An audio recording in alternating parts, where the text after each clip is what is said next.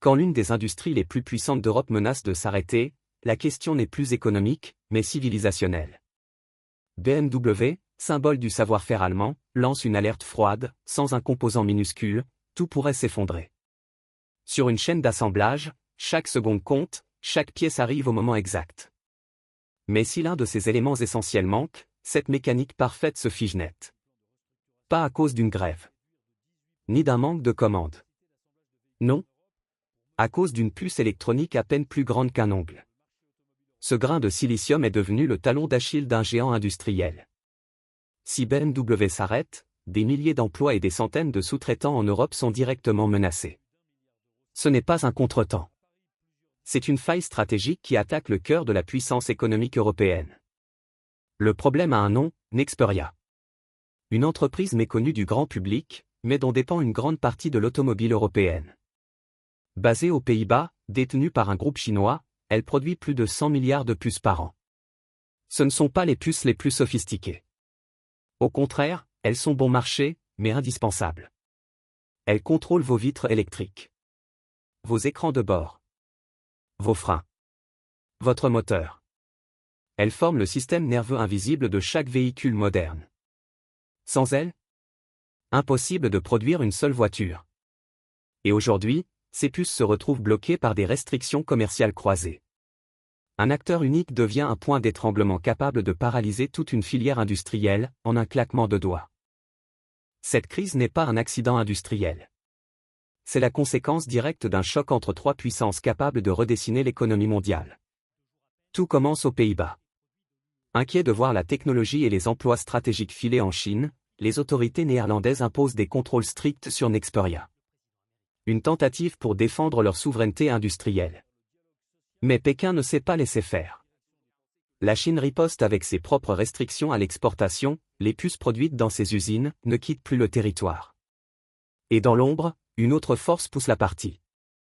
Les États-Unis, obsédés par la montée en puissance technologique chinoise.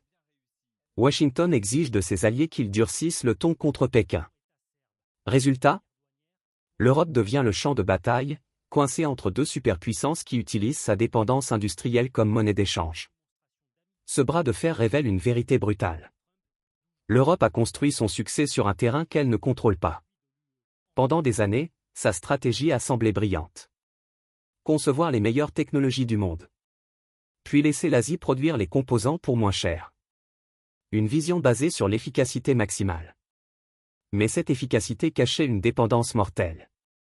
Les dirigeants européens adorent parler d'autonomie stratégique. Mais quand une poignée de puces peuvent stopper la fierté de son industrie. Cette autonomie est une illusion. L'Europe a bâti une maison spectaculaire. Sur un terrain appartenant à d'autres puissances. Et la réalité vient de frapper. Aujourd'hui, une seule entreprise, prise au piège entre Pékin et Washington, peut paralyser le moteur économique du continent. Quand une chaîne de montage en Allemagne se met à l'arrêt, ce n'est pas seulement une usine qui s'éteint. C'est une onde de choc mondial. Première victime, les travailleurs. Des milliers de salariés mis en chômage technique. Puis les sous-traitants, qui voient leurs commandes disparaître du jour au lendemain. Deuxième victime, la logistique internationale. Les bateaux quittant les ports européens sans voiture à bord restent à quai. Les camions qui devraient alimenter les concessions roulent à vide. Et la troisième victime, c'est le consommateur européen. Moins de véhicules neufs disponibles égale prix qui grimpe. Le marché de l'occasion flambe à son tour. Voilà comment une décision prise à Pékin ou Washington finit par toucher votre portefeuille. Devant votre concession automobile. Ici même, en Europe. Une preuve que notre prospérité dépend d'une chaîne mondiale. Dont nous ne tenons qu'un seul maillon. L'automobile n'est en réalité que la partie émergée de l'iceberg. Les mêmes semi-conducteurs contrôlent. Les IRMS et respirateurs dans nos hôpitaux. Les robots industriels qui produisent en usine. Les éoliennes et panneaux solaires de la transition énergétique. Les technologies liées à la défense et aux communications. Si les puces cessent d'arriver. Ce n'est pas seulement une voiture qui manque en concession. Ce sont des opérations chirurgicales reportées. Des usines immobilisées. Des objectifs climatiques compromis. Et même la sécurité nationale fragilisée. Nous découvrons que la base de l'économie moderne reposait sur une illusion technique. L'idée que les chaînes d'approvisionnement ne se casseraient jamais. Aujourd'hui, la fissure s'élargit. Et l'Europe réalise qu'elle dépend de technologies produites chez ses rivaux. Pendant que l'Europe prenait confiance dans sa puissance industrielle, le centre du monde technologique a basculé. Pendant des décennies, l'Occident inventait. Et l'Asie produisait. Ce modèle est mort. La Chine et ses voisins ne veulent plus seulement fabriquer. Ils veulent dominer la technologie elle-même. Ils ont investi massivement dans leurs universités, leurs centres de recherche, leurs chaînes de production stratégiques. La fabrication n'est plus une tâche secondaire.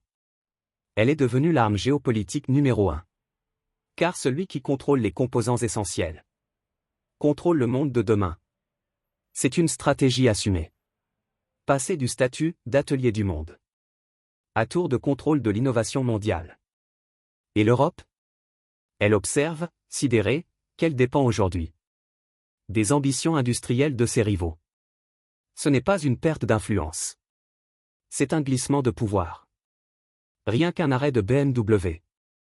Et le château de cartes se met à trembler. Les stocks s'effondrent. Les prix montent. Les concessions européennes sonnent creux. Mais l'impact le plus dangereux n'est pas celui que l'on voit. C'est celui que l'on ne voit pas. Un continent qui ne maîtrise plus ses technologies vitales. Un continent qui subit les décisions des autres. N'est plus un acteur stratégique. Il devient un terrain de jeu. Dans ce nouveau monde fragmenté, les superpuissances ne négocient plus. Elles imposent. Le message envoyé à l'Europe est glacé. Vous avez peut-être les marques. Nous avons les composants. Tant que l'Europe ne reprendra pas le contrôle de son industrie, chaque crise technologique deviendra une tentative d'asphyxie économique. La dépendance n'est plus un risque. C'est une menace directe. Pour l'Europe, une seule réponse semble possible, reprendre le contrôle. Ce plan a un nom, le Chips Act. Des milliards d'euros injectés dans de nouvelles usines. Des partenariats technologiques. Des garanties d'État. Objectif, doubler la part européenne dans la fabrication mondiale des puces. Sur le papier, c'est un plan de bataille ambitieux. Mais la réalité est brutale. Construire une seule usine prend 5 à 7 ans. Le personnel qualifié manque cruellement. Les géants asiatiques ont 25 ans d'avance. Ce n'est pas une course. C'est une tentative désespérée de rattraper un train qui roule déjà à pleine vitesse. Le Chips Act n'est pas un projet industriel. C'est un pari existentiel. Car si l'Europe échoue, elle deviendra une puissance cliente, condamnée à importer la technologie qui fait tourner son économie. Face aux mastodontes asiatiques, l'Europe engage une bataille dont elle ignore encore les règles. TSMC, Samsung, SMIC. Ces géants ont la main mise sur la production mondiale. Leur force ne vient pas seulement du savoir-faire. Elle vient du coût, de la vitesse et du volume. La Chine, elle, dépense sans compter. Chaque euro européen trouve en face 10 yuans d'investissement stratégique. Dans cette guerre industrielle, le marché n'est plus un arbitre. Il est l'arme principale. L'Europe tente de reconstruire une souveraineté qu'elle a laissé filer. Parce qu'elle croyait que la mondialisation serait éternelle et pacifique. Mais Pékin et Washington n'ont plus aucune intention de jouer selon les anciennes règles. Celui qui contrôlera les puces contrôlera le siècle. Nous sommes entrés dans l'ère de la puissance économique. Les sanctions, les contrôles à l'export, les barrières technologiques sont devenues les armes d'un conflit silencieux. On appelle cela le friendshoring, produire uniquement chez les alliés. Le dérisquage, réduire les dépendances stratégiques. Mais derrière ces mots rassurants, une vérité glaçante. L'économie est devenue un champ de bataille. Chaque conteneur, chaque usine, chaque puce électronique est un levier de pression. Le commerce international n'est plus une opportunité. C'est un outil d'intimidation. Et quand les superpuissances tendent la corde de leur guerre technologique, ce sont les économies fragiles, comme l'Europe aujourd'hui, qui risquent de casser. Le rêve d'un monde ouvert et fluide se désagrège sous nos yeux. À sa place, 3 blocs émergent. Les États-Unis, leader financier et technologique. La Chine, superpuissance manufacturière et stratégique. L'Europe, puissance, en quête d'elle-même. Chacun construit ses alliances, ses usines, ses réseaux d'influence.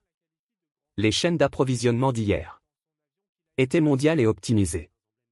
Celles de demain seront politiques et verrouillées.